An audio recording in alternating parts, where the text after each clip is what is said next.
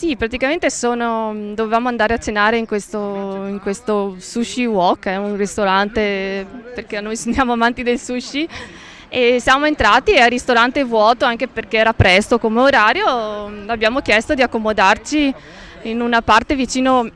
a dove venivano servite i piatti da mangiare che scorrono sul rullo in questi ristoranti e la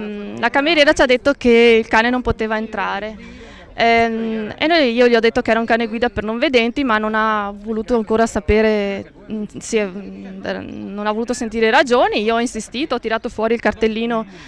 nel quale c'è scritto che Isa è un cane addestrato e la legge riportata nelle sue essenzialità, ma non so neanche se è perché non sapesse bene leggere l'italiano ancora non mi faceva entrare. Poi si è rivolta al titolare, credo fosse, e anche questo insisteva nel dire che cani no, cani no.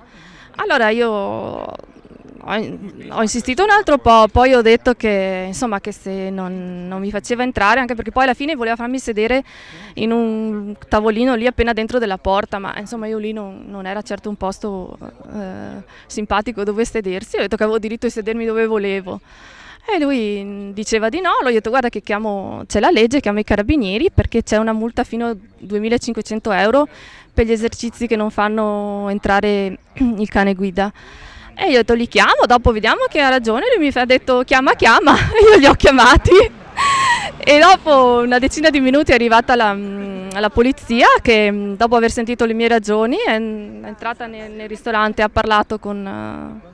il titolare. E alla fine insomma, mi hanno fatto entrare, ecco perché la legge è quella, non è che che non la possono rispettare. E mi hanno chiesto anche se volevo gli facessero la multa, ma io ho detto che l'importante era che capissero che anche noi abbiamo diritto di entrare come tutti gli altri e per quanto riguardava la multa non aveva importanza, l'importante è che la prossima volta se si fosse presentato qualcun altro sapessero come comportarsi.